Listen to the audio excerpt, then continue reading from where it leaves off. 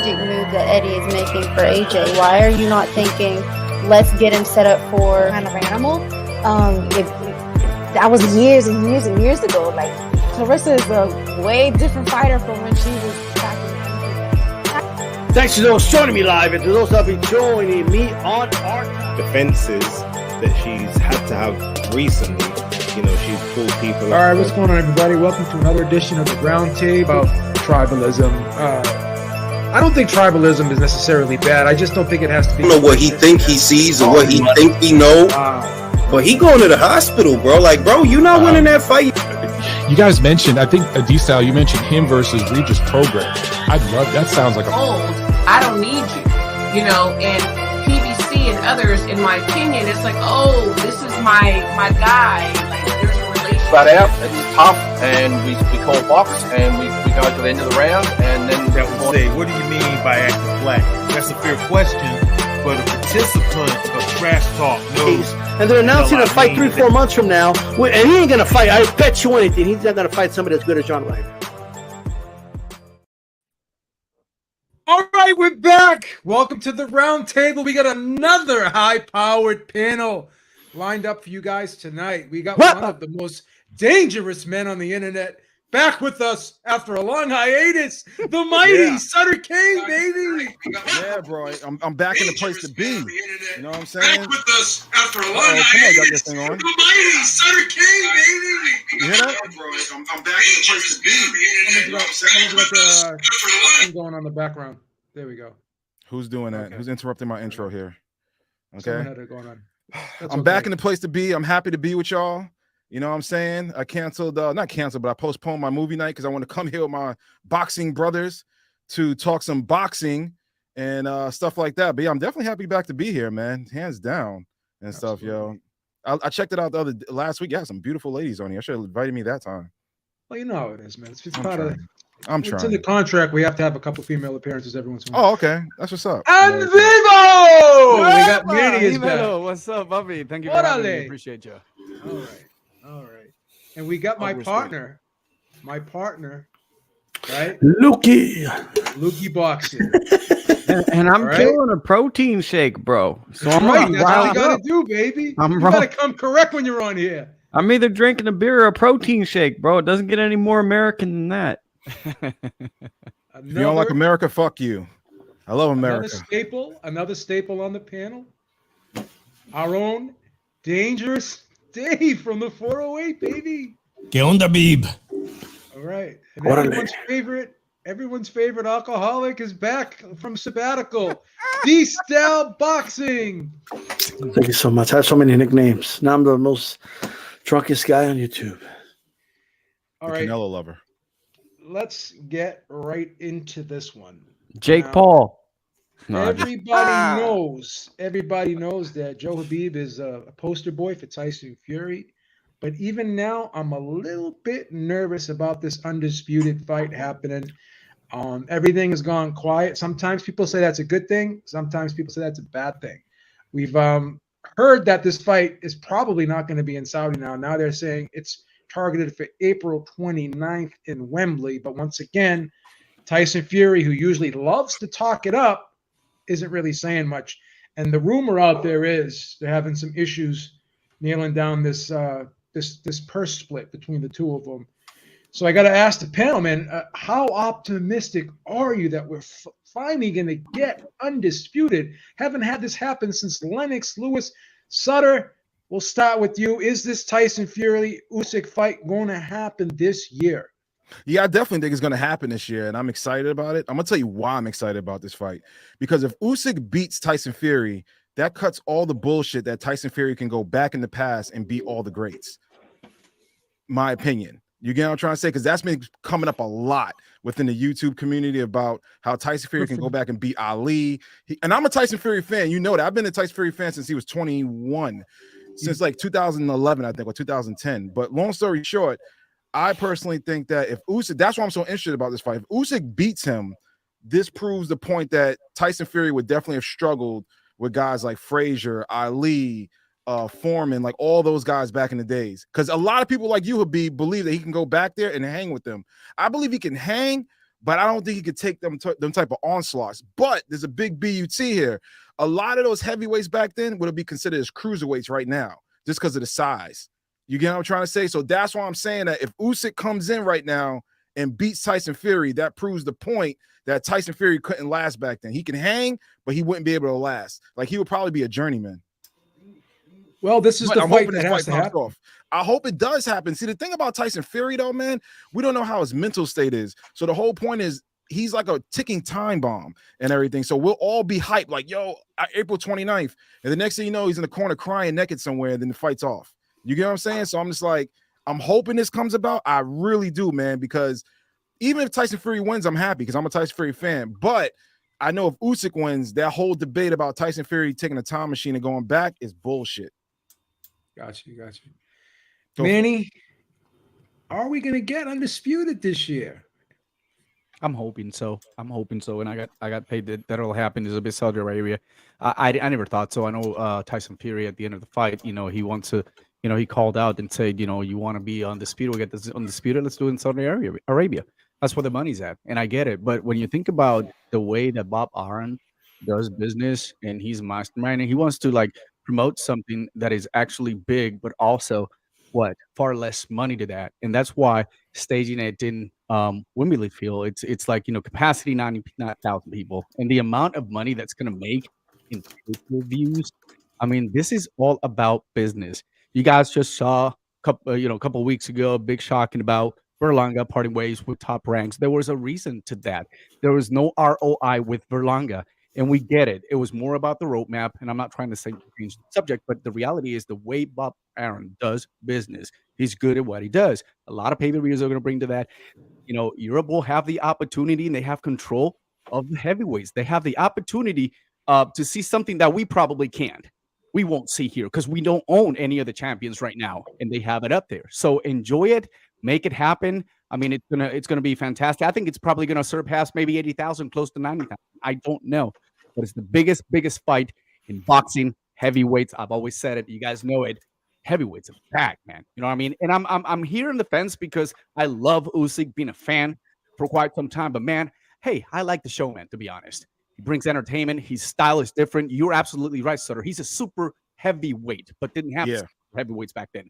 Klitschko, even Deontay Wilder, they're on a different division, but heavyweights, it's heavyweights, so it don't matter. Knowing that a cruiserweight moves up, he becomes a world champion, beating someone that never thought he could beat in Anthony Joshua, and now going against that super heavyweight in Tyson Fury to undisputed, man, that's a huge accomplishment for him and his country that is going through a lot nowadays. Gotcha. Real quick, I called Usyk beating Joshua when that first fight happened. I told Beeb that, but he thought I was crazy. The both. A lot of people picked Usyk. I was not one of them. I'm guilty as charged. I picked Joshua by knockout. That's the way it is, man. This is gonna be a good fight, man. I think if this fight does happen, and I hope it does, God willing, man, this is gonna be a good. That's the day where you turn the phone off so nobody bothers you and you focus on that fight. Exactly. You know what I'm saying? Dangerous one. Are you optimistic about this fight happening? Are you going to take like some time off and you set it aside for April 29th? How are you feeling right now about this fight? You know what? I'm optimistic this fight is going to take place in 2023, but pessimistic it's going to happen by that date of April. And I'll tell you why, because knowing how much the Saudis in previous history have spent on those large purse bids, I think greed is what's going to kill this fight happening sooner than later, ultimately, because they're debating this purse split, right? They both merit it. It should really be a 50-50. If you ask a true boxing fan, it should be a 50-50 split. But if the Saudis pay for it, then suddenly it doesn't matter so much who gets 50 if you don't get 50-50, because they're going to put up so much more money than the live gate even Wembley is going to be able to generate. So you have it at Wembley. They've had success. They've sold that place out. How you get that type of money the Saudis get is only by increasing the gate prices, doubling the prices that people are accustomed to paying. So I'm pessimistic it's going to happen by April, man. But of course, it's going to be one of the fight of the year contenders should this happen this year, and actually one for the books. I totally agree. Lukey, undisputed in the cards for this year. What's your take? We're boxing fans, of course not. Like, why would we get fights that we want? You know, of course not. I think Tyson Fury's top 5 heavyweight of all time. People throw temper tantrums at me, but I mean, he's right there with Lennox Lewis to me. You know, you think number 1? I mean, Beeb, tell me, what are you saying? The resume. Here's the problem. The resume is not Ali's. He doesn't have the best resume of all time. But he beat 2 of the guys. In my Klitschko mind, and Wilder, 2 guys. Correct. In my mind, though, if I match him up against the greats of all time, I think he beats them all. If it's a video game, you're gonna want to pick Tyson Fury in the heavyweight video game. I got a guy who's 6'9", who hits like a truck, who moves around the ring like a gazelle, who can go southpaw orthodox, had a gash on his arm, looked like that movie. What's that movie called? With that creature there, the Jigsaw or something like that. Had a big scar across his face, and he's sitting there surviving through the fight, and he still wins the fight 9 rounds to 3. No, I get that part, and I'm sorry, I get that part, but you gotta understand, man. If Usyk beats him, your whole theory's out the window. But Usyk might be the best if I hit the heavyweight lottery, ever. guess what? I'm not showing up for work tomorrow. Okay, if I walk down the street and get struck by lightning, guess what? I'm going to be in the ER, and I'm not going to be walking around anymore for that much longer. But go ahead. I agree. I totally agree. But if Usyk beats him, that whole theory, that's why this fight to me is, for us boxing fans, it's even more, because this is like almost the past versus the present type thing. Like Usyk to me is representing all the heavyweights of the past because of the size, not skill wise, but just the size compared to like a Tyson Fury right now, who they're like you said, they're super heavyweights. Like, they're big, and he does move like a freaking welterweight. I do agree to that. I'm not taking everything you're saying is fact. Here's the thing with Usyk, though. Like, people underestimate his resume. He's the best cruiserweight in the history of the sport. Like, there's no other cruiserweight. I think he's better than Holyfield. I was going to say better than Holyfield? Yeah, so. Look at his resume. He won every belt on the road. He won every single belt on the road. Like, silly. D-Styles, you agree with that? Oh, man, of course not. Okay, good. I was thinking the same thing. D-Styles nostalgic, though. He's nostalgic, man. I mean, I think Usyk's the best cruiserweight. I think if he becomes undisputed now, he silly be the greatest for the greats. You know. Wait, wasn't Holyfield undisputed in cruiser and heavy? Or am I wrong on that one? No, you're 100% right. You're 100% right. But Holyfield's resume is deep, man. Like, it's a good resume. You can make an argument. But if we're playing a video game, who do you want to be? Usyk, or do you want to be Holyfield? Holyfield's coming forward. I want to be Usyk. I think Holyfield will knock his ass out. I want to be Usyk. I want to be Usyk. Dimensions. He has dimensions. He does have dimensions. I agree with you with that one. But Holyfield was just as smooth with it, though. He didn't move as much, but in the pocket, man, he wasn't no damn Joshua. No, but Holyfield's I've been trying to tell people Christine's one of the smartest people we ever had on this panel. I mean, look at the knowledge he brings. But go ahead. I'm sorry, Lukey. Well, it's like with Holyfield, he was very durable and he was a great offensive fighter. Usyk's a fantastic defensive fighter. At least through my knowledge of watching boxing, defense typically trumps offense. Yeah, so if you have a great offensive fighter, there's going to be a ceiling. A great defensive fighter typically goes a little further. I think that what's interesting is these are two arguably the best heavyweights we've seen in the last 60 years, right? And if they were to fight, it would really create a top 3, top 5 type heavyweight. Like, this would be the best heavyweight we've seen since Lennox Lewis out of the winner of this fight. One thing before everybody jumps in, but you got to think about it, though. He was hurt by a couple of body shots from Joshua. You know what fucking Holyfield would have probably done to him, man? Like, that's what I'm saying. It's like little things in between. Yeah, but drug test, like, would there still be the same standards by commissions in the modern era? Here's one thing people forget about Holyfield, and I love Holyfield. And again, if you have an argument for Holyfield, you have a hell of a way of showing it. Show us how true. Well, let me land the plane. Clear the runway. I'm landing. So, if you have an argument for Holyfield, that's great. But people forget that Cowie fight when he went life and death with him, and that was an older fighter. He was But again, I think Usyk would have. Cowie will fuck up Braiders today, if you ask me. Like, he was a good fighter. I don't think so. Didn't Usyk struggle like a tiny bit with oh man, who's the guy of Tyson Fury just beat, the one that everybody? He's like the punching bag for the stars. Chisora? Chisora. He struggled a little bit with Chisora, like That's a little heavyweight. bit. That's heavyweight though. That's heavyweight though. That's heavyweight. Yeah, very that true. was I heavy. got That you. was heavyweight, correct? That's Yeah, I a agree. tune-up But he's fight, still. too. That's why everyone questioned when Usyk was about to fight Joshua. It's like everyone's like, "Oh no, man, Chisora just gave him." It's just a style of the Yeah. fight, and then it was just one, heavyweight. So I still think Chisora is more athletic than Joshua, though. If we had to go Wow. heavyweight, Okay. yeah, I think he's That'd way be more athletic. I fun think- though. I think Imagine Joshua's a combine with low. those two. I just think the Fury fans are doing too much right now. Too much PR for Fury, in my opinion. I agree with you on that part, but I just want to see the fight, man. I'm gonna be honest with you. Win or lose on either one, I just want to see the fight, and that's what Well, I'm and that's what boxing needs. Needs someone that Lukey. can go out there and then say, "Hey, make people believe that we want to watch this fight," and they'll go ahead and watch it, and he'll give us a very good fight. Well, we need to get in touch. We need to get in touch with Tyson Fury's therapist and just make sure he's stable until the 29th. After that, it is what it is. The only reason that he might fake an injury or something like that, like And you know he's good for postpone, it. is because what my friend Shushan said. They want to hit it out there. He wants to hit it out there in Saudi Arabia.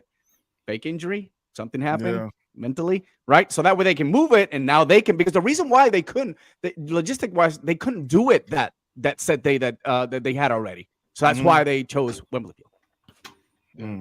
I still can't wait. I hope it goes down April 29th. Before I head over to D-Style, Lukey, give me a percentage on the chances of this fight happening this year. What's the over-under? Lukey? Me? Yeah.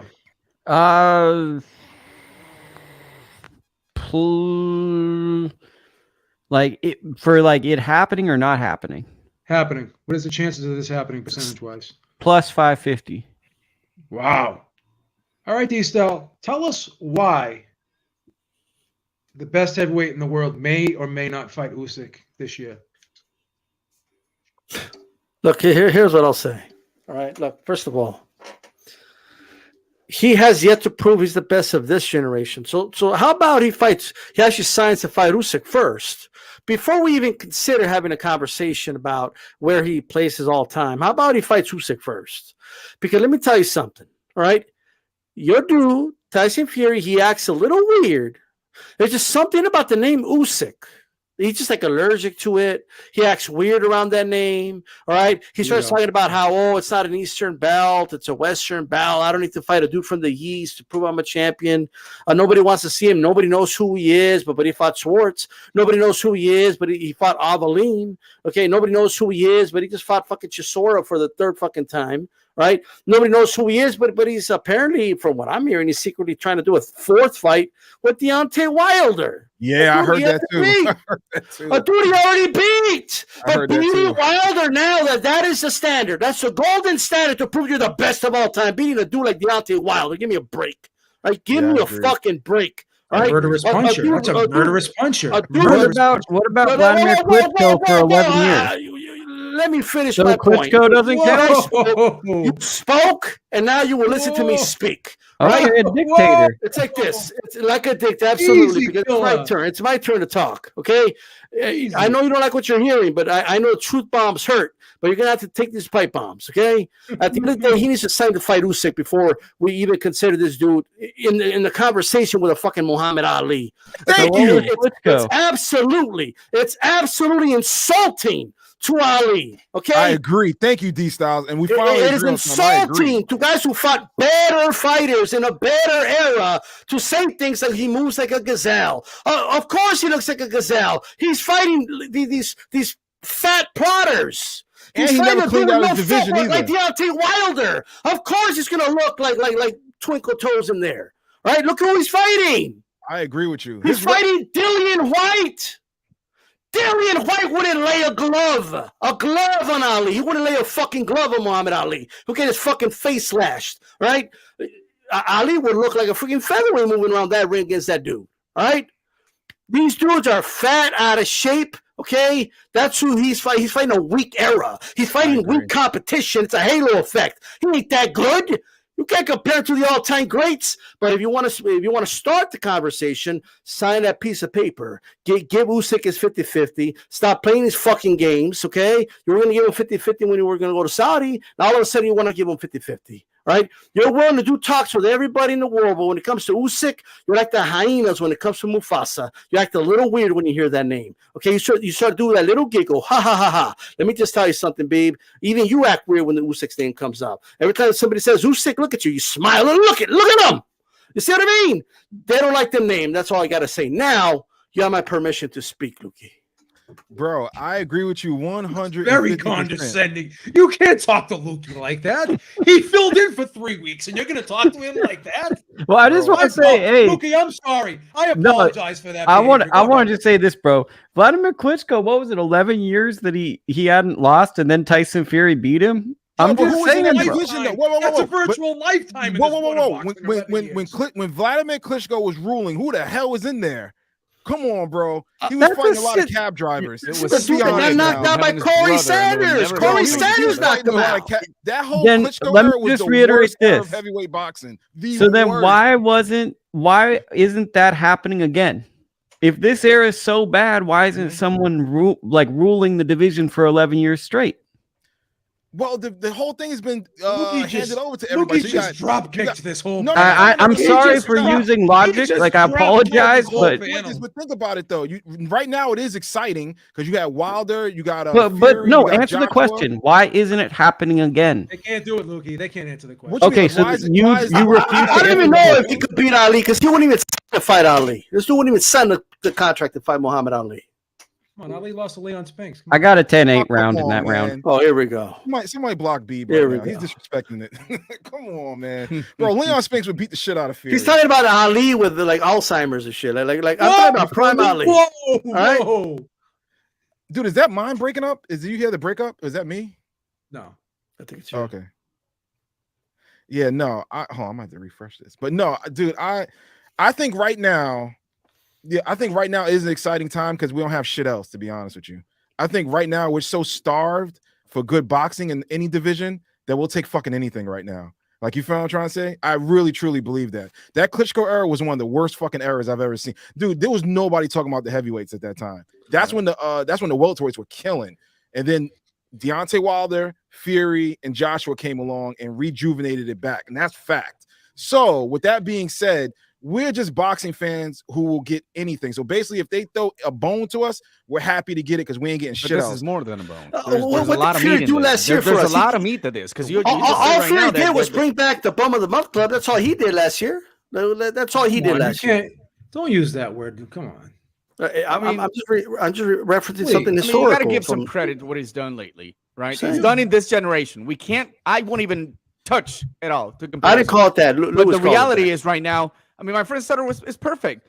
He said it. We heavyweights were lacking so much back in the days because there was just really no one. Welterweights ruled it, lower divisions as well. Boxing was disappearing. And guess what? This is why I'm so excited to have this fight because we've been dying for this for quite some time, right?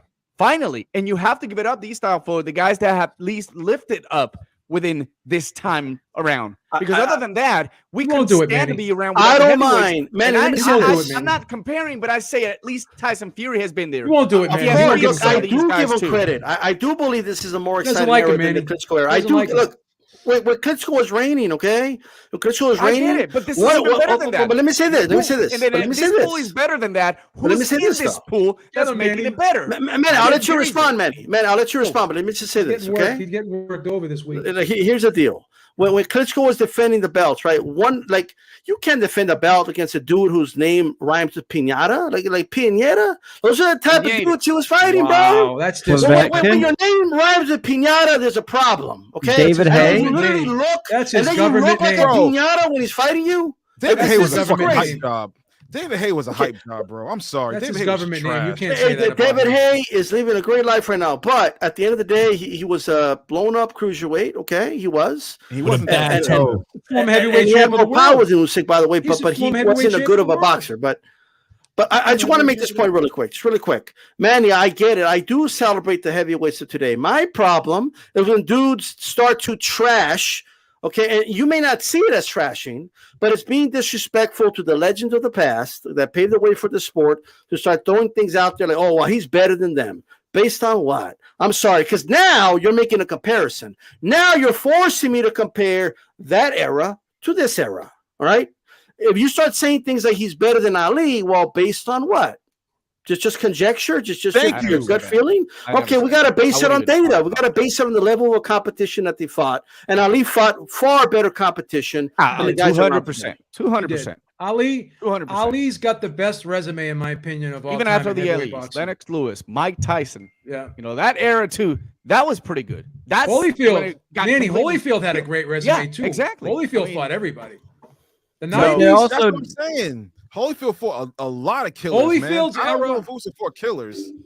Holyfield's era and Ali's era were the two best eras in heavyweight history, in my opinion. Go ahead, Luke. I'm sorry. Well, and Holmes' era was sneaky good. Like Larry Holmes had a sneaky good era, but I was gonna say like Ali had a great era, but they didn't really have medical procedures to take care of fighters. So like part of why he had a good era is like, okay, you fought, come back in 6 weeks. Like Ray Robinson, he was fighting like 3 times a month. That's more impressive. That means he was fighting through injuries. It's more and everything. impressive to do that, and it's very sad at the end of his life when he's not able to reap the Okay, but we rewards don't of take his away life. from what he accomplished by doing it, though. Well, but I actually care about the fighters, so I don't want to see them give their whole life to the sport and then just have We need, a shell of you know what we themselves. need then? I'm with you. I care about the fighters. Let's stop getting Fury, carrying dudes like Chisora who are way past it, don't belong in the ring with him, and so you could beat him up for a couple of rounds. Maybe we should stop doing that if we care about these fighters. That's a problem throughout the sport with almost every division and with a lot of champions are the best fights aren't being made. It's what's the most feasible fight that I can get paid the most. And how can I prolong the good fight and tease the fans and make that go? Because look, here's the sad truth. The media outlets make more money if you drag a fight along because you can monetize it for longer. And the fighters can make a bit more money because they can get a few more paychecks and stuff. So it's a very sick cycle of how can we elongate it and suck as much money out of this. I also think it's circumstantial. Look, Chavez had over 100 fights. He looks in good health. Amada had a lot of fights. He looked in good health. And then we have fighters that had a couple of fights and unfortunately suffered a lot of damage or had, concussions or not concussions. I'm sorry, like they were paralyzed and stuff like that. So I think it's circumstantial with stuff that happens in the sport. But I think mismatches are one of the biggest problems in boxing. I definitely agree to mismatch. I agree to that. They mismatch the shit out. Like everybody fights a bunch of like cab drivers and bums now. So I totally agree to that. Whoa! I'm gonna end this topic. This is getting heated, bro. On this point, I'm gonna end this topic on this point. We want to go to round people. We could do the whole show on this topic. But in fairness, I am a huge super duper Tyson Fury fan. But I will say no this. shit, you are? No way. I will say this. If this fight does not happen, in my opinion, it's 100% his fault, and it needs to happen, or it's going to be a stain on his record if this fight does not happen. Or you're never going to get that interview anymore. People are going to start asking questions. Honestly, he needs this fight more than Usyk does. In my opinion. I gotta say one thing, and I'm a Tyson Fury fan since, like I said, since like 2010. I've been watching him and Wilder. I've been watching him for a long time. I'm not just jumping on the bandwagon here. The thing about Tyson Fury, man, his resume is not that spectacular. He did. Oh, it's got holes. He did dethrone the Kings. So he dethroned Klitschko. He dethroned Wilder. I give him credit. But what else after that? You get what I'm trying to say? Well, he had that trilogy, which is important in heavyweight history. Yeah, he had the Wilder trilogy. I give him that. I said I give him credit for that. But what I'm trying to say is that compared to like your Holyfield, Ali's, like they cleaned out divisions, bro. You feel what I'm saying? I'm gonna be honest with you. Even Anthony Joshua's resume is better than Tyson Fury's. Joshua's resume is terrible. I'll say this. I'm talking about right now with all the. I'll say like this. Everybody on that side. The argument I've always had when comparing the two resumes, when you take Tyson Fury's greatest victories versus Joshua's greatest victories, Tyson Fury's greatest victories are better. Oh, but Joshua has been more consistent. So he's been. That's what I'm saying. If Fury's problem in D Style has been saying this for years, and I really can't refute it. Is been consistency. That's a problem. But Fury's been consistent. I just don't feel like AJ has been. I disagree on you. Well, Manny, because consistency comes from your state of mind, and if your state of mind, if you have a way to take your mind away from the situation and come in and perform and what you do best, Tyson Fury. But AJ hasn't done that, and AJ. I'm talking about opponents, Manny. I'm not talking about. I think Joshua has had more solid Absolutely. competition. 100%. But I Yeah. think, Thank you. That's what I'm talking about. I think Fury's greatest wins outshadow Joshua's. And greatest. here's the thing. Joshua's never had a true B-side fight. Fury's two biggest fights were arguably when he came in on the B-side. Joshua's never gone in and been heavily doubted. It's always been a machine behind him. It's always a major push, and there's always advantages in his side. Fury won 2 fights going in against the promoted fighter. Look at that. What the hell is it? It's Okay, yo, dude, check this out. The whole point I'm trying to make is this, man. One thing I give Fury credit on: if you're the king at this era right now, he's gonna try to dethrone you or will dethrone you. I give him total credit for that. He's the warrior that will come in and chop the head off in front of all the people. Like, you feel what I'm saying? So I give him credit for that. But I'm talking about the people under that, like the full resume. If we was to have a complete debate, we would say, okay, Tyson Fury has 2 gigantic big wins. Okay, but what else after that? Like, what else? Who else? On the B side, heavily doubted.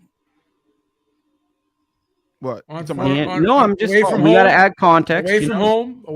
Away from home. Went to Germany, beat Klitschko after 11 years of Klitschko not losing. Oh, I agree to that. I said yeah. that. Went and fought Wilder in America, which a lot of people wouldn't agree to. Gets a draw. Immediately goes into a rematch with him. Oh, when it comes to the big fights, I'm not knocking it. Like, bro, I'm not knocking the big fights. I'm talking about underneath that full-on resume underneath that. Ali beat the big guys and the B-class guys. Like, you feel what I'm trying to say? Like, his resume goes from one elevator floor to another elevator floor. Tyson Fury's doesn't do that. It stays on one thing with 2 fighters. That is it, which I give him credit for. One last question about this topic before we move on, because this is going on for a long time. If Fury does beat Usyk, is he in the conversation for all-time greats? D-Style, yes or no? Yes, because he'll finally, in my opinion, do enough to prove he's the best of his era.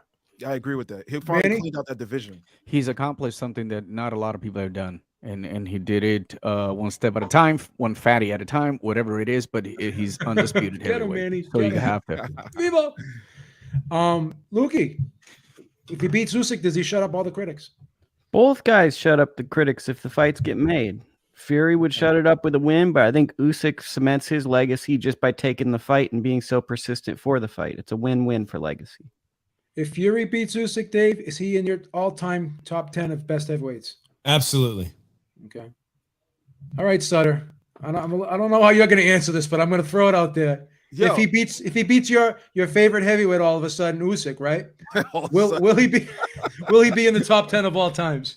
I wouldn't say the top 10, but he's in the conversation. Jesus, what is he gonna do? He's in the conversation. I'll put it to you this way: he will be the king of this era. How Mayweather, I feel, was the king of his era. Because if Mayweather goes back, I feel that Hearns and them beats the fuck out of him. Like, you get what I'm trying to say, but that's a whole nother conversation. All right. That's a whole nother conversation. I mean, so what I'm saying is that this era, he is the king. He dethroned everybody from the era of the Klitschko to this era, 100%. But I cannot say he can go back and beat the real motherfuckers who will go out there and try to kill you.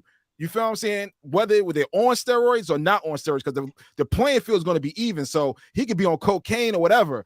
Can he handle it? And you talking about his mental health back then? Those are fucking killers back then, bro. So he's got to win. He's got to win like a Texas Death Match, King of the Ring, or Royal Rumble to be an all-time great in your eyes. No. I put him up there in conversation, but I'm not gonna say like I'm not gonna be on the bandwagon of like I would say top 20. All right, but it's really good. I think that'd be a fun. We gotta get you back and do the top 20 because I want to hear the list. Dude, y'all have to definitely sit down and get that together. Because off the top of the head, I'll be all over the place. But yeah, so I agree. Top 20. Let's go to the next topic here because I've been very vocal about this. I've been criticized. I've been called this, that, and the third on this topic. But it is what it is, man. I just believe in our judicial system first and foremost. I believe in our judicial system. And Tank Davis today was in court. Pled guilty to 14 charges he had against him? Pled guilty to 4 of them. That doesn't mean the other 10 go away, right?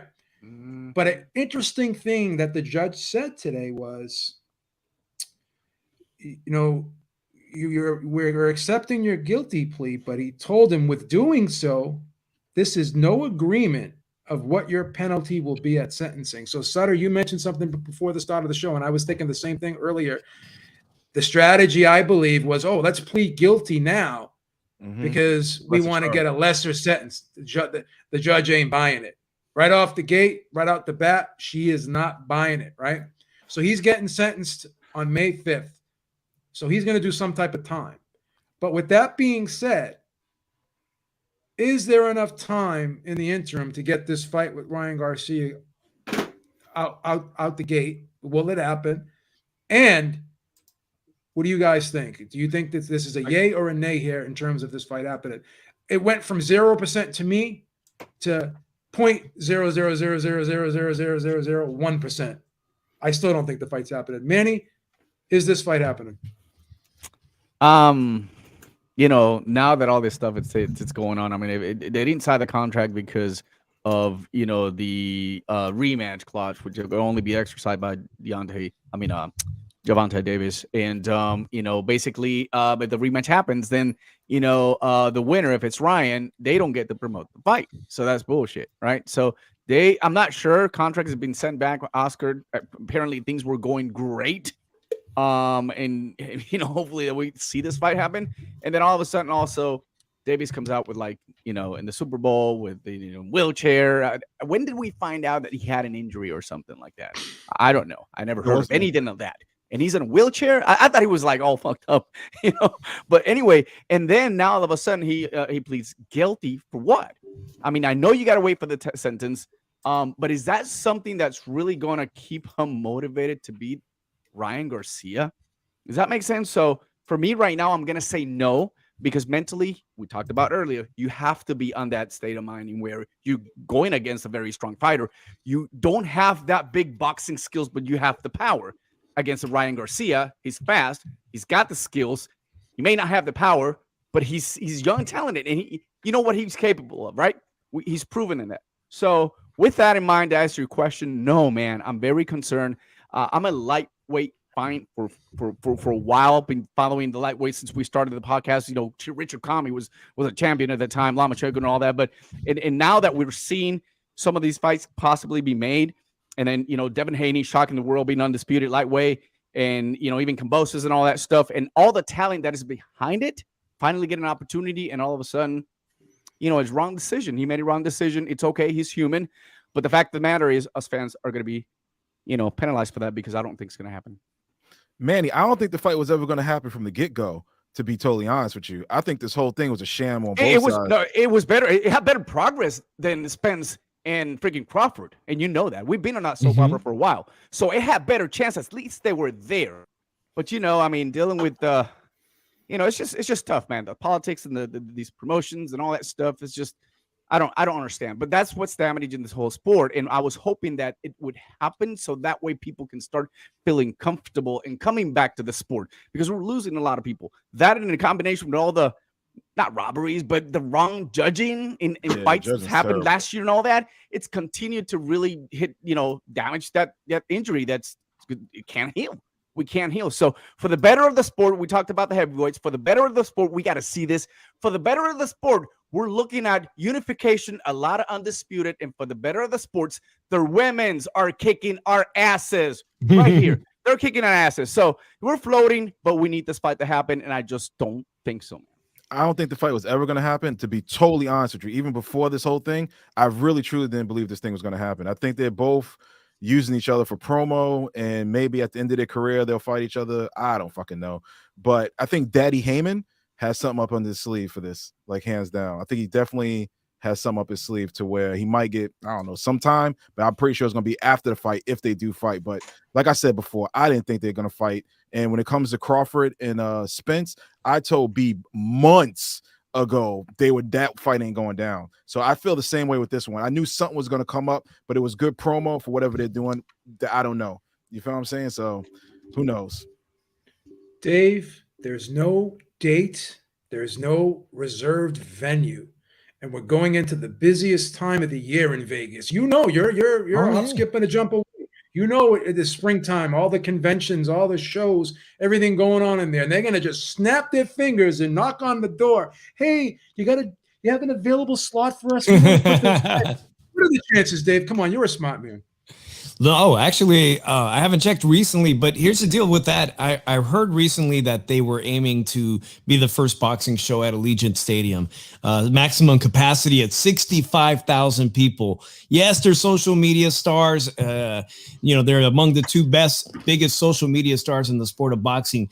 But April, man, that's right around the corner. To pack something like Allegiant Stadium, they don't do it. They don't do it without doing what Canelo did in Texas, which was what reportedly tickets were the entry price to get into that Canelo fight against Saunders, where he sold 70,000 plus tickets. I don't think Gervonta Davis and Ryan Garcia are going to pull that off. Not one bit. So that leaves them with smaller venues like T-Mobile Arena or MGM Grand, where we've had those places only hold 18,000 people maximum. There's no way you cover what the purse that these two guys merit by doing it in a smaller venue. You've got that against you and to host it in Las Vegas. Now they have enough time to put it together. They can possibly do Allegiant. They can promote it. They may be the very first act in Vegas to have 50,000 plus people in attendance, but time ain't on their side. But one thing about this court date, Beeb, that you were so on top of it and breaking the news today. I didn't expect him to plead guilty, but at least now he has a set sentencing date. If they don't get this fight materialized in the next 2 weeks and overcome the hurdle of the rematch, then it's not happening at all. We don't know how long his sentence is going to be, but it could be lengthy if it's felony. Could be over a year. He could be doing state time for this if they don't take it easy on him. And then the fight never happens. The fight really will never happen. Who knows where Ryan Garcia will be then, and who knows how long it'll take for Gervonta Tank Davis to get to the back of his game if he does a year-long sentence. If this fight doesn't happen in the next 2 weeks, I'm not optimistic about it happening at all in 2023.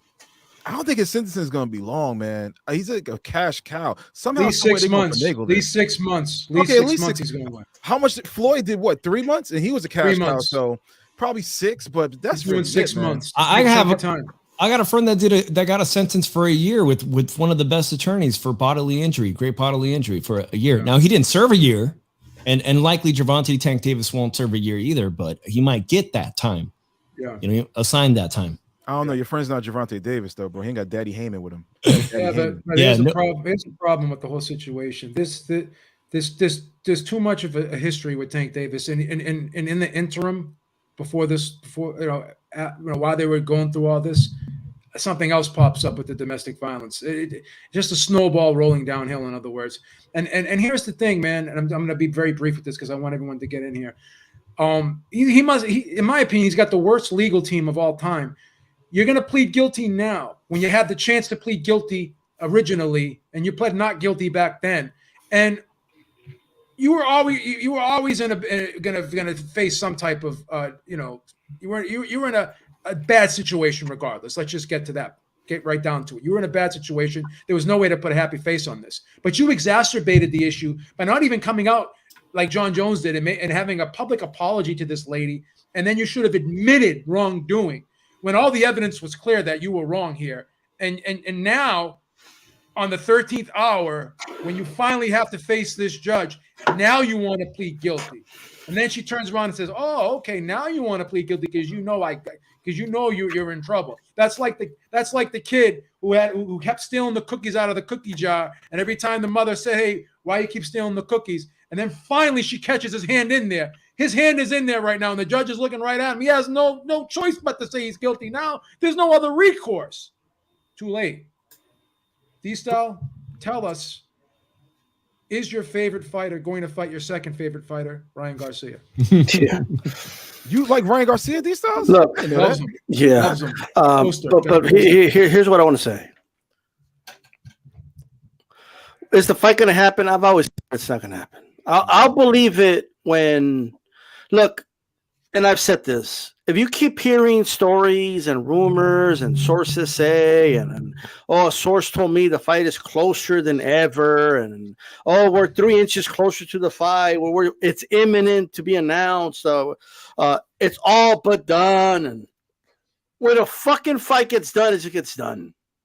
Okay? We don't hear about, we just get there, boom, right? Just use your heads for a second.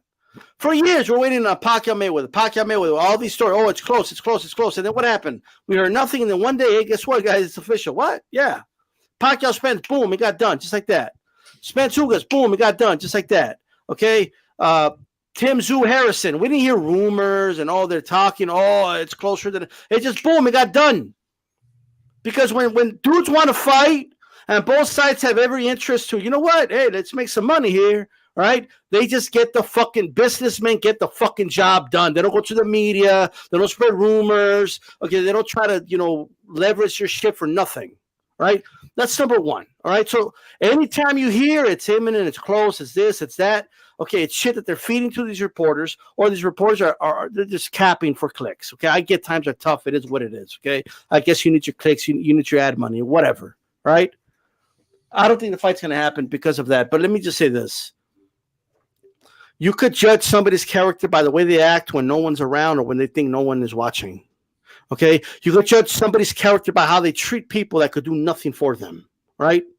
Tank Davis revealed everything about him by the way he treated this woman. Okay? Looked at her in the eye and just walked away after what he did because he didn't want to take responsibility for what he did. Okay? So this has nothing to do with what he could do in the ring. This has nothing to do with his abilities in the ring. It's about his character and who he is as a person. Right? I hope one day this guy can grow and grow up for a change. Okay, but finally he's going to have to face repercussions for his actions. Okay, and we all know he's not going to get the hammer thrown on him the way like I would have been hit with it. Like we all know that. Okay, but let me just say this one last thing. For all you dudes that have been capping, okay, for Tank Davis for years, okay, give me a fucking break, all right?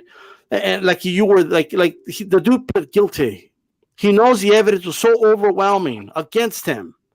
It was so overwhelming against him that he had to plead guilty. That's where he is right now. And they try to buy out this woman, okay? They try to get her to just accept whatever plea deal or whatever.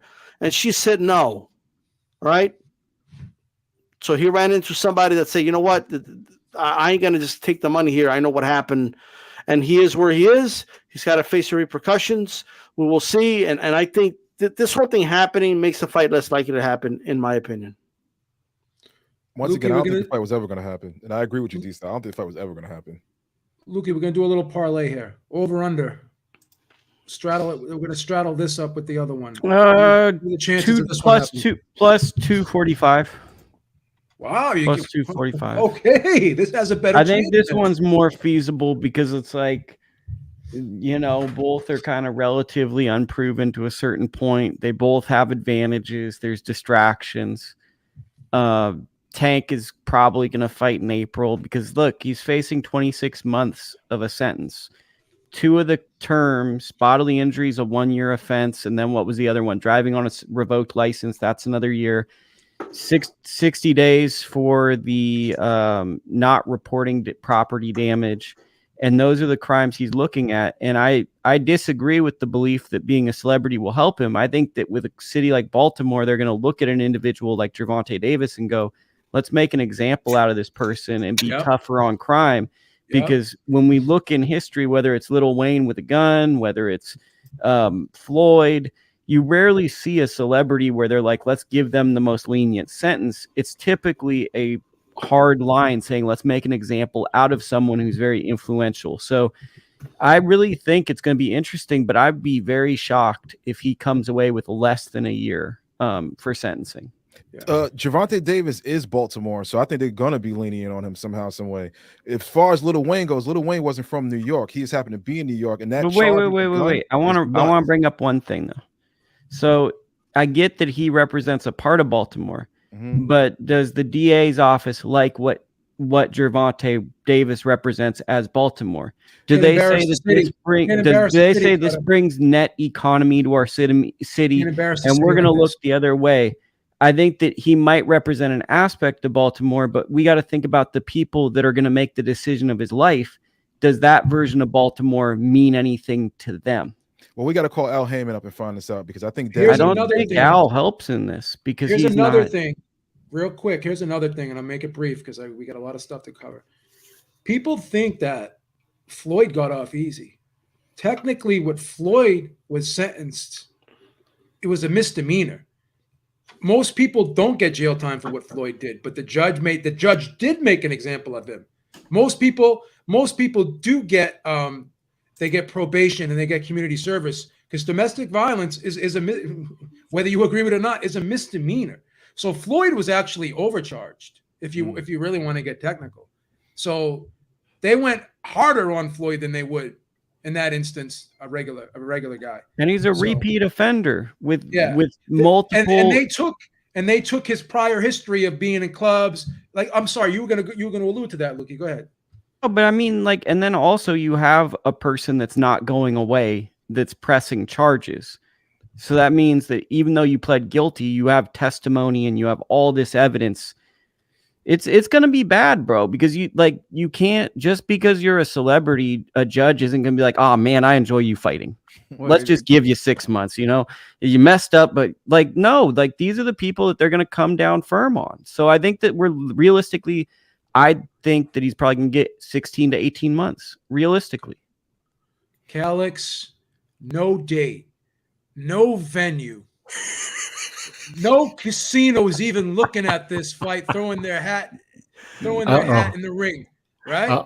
This went from 0 to 0.00000000001 chance of happening. Oh my God! What's the over/under, Calix, of this fight happening? First of all, good to be with you, gentlemen, again. Good to see Suter Kane back in the building. Been a while, and I disagree with you. I saw an interview with Oscar an hour ago, and Oscar is saying, we're all set on our side. We sent it back. So, yeah. Look, Beeb, I'm telling you, they're going full steam ahead with this. And, I'm going to save a lot of my thoughts for D-Style, and I will be live on my channel after this, HCPX, because I have a lot to say on this. And, I love the fight, Tank versus Ryan, by the way, because they mirror each other in so many ways, and I've discussed that, right? They both need each other because neither one of them have a big win yet. They're both economical fighters who rely on power, all that stuff. But as far as the outside stuff that's going on, to me it's disgusting because you have a lot of people involved with Tank and making money through Tank who, for some reason, when it comes to things not involved with Tank, they love to virtue signal, and they love to use their boxing platform to virtue signal about other socio-political issues and whatnot. But when it comes to Tank, they're church mice. I mean, and this is top Showtime exec, Showtime commentators, promoters, managers, advisors. And when it comes to Tank, church mice. This guy now has a history. When you plead guilty, we all saw the foot. And Beeb, you were all over this. The footage is there. There's no defense. You called that. And I'm not a lawyer. I don't know what the jail time is going to be. And I actually thought that he was going to come here with the defense. But you were right. There's no defense. He pled guilty, said, give me my date, May 5th. And then we'll go after that. But I think that the April fight date, I'm sure he has lawyers who know what they're doing, and they're talking to Al Heyman, and I'm sure they're telling him that, hey, this guy's going to get sentenced in May, so get this big fight in April before he's sentenced away for however long he's going to be sentenced away. So I disagree with you. I'm thinking 90% it's happening. 90%. Okay. I don't think the fight's happening, but to your point, and to give you a high five on that, Floyd and Cotto. Once Floyd fought Cotto, he went and did his time after that. That was the last fight. We have a really small window. There's also that really small chance if a judge really wants to be a prick, the judge can say the sentence begins right now.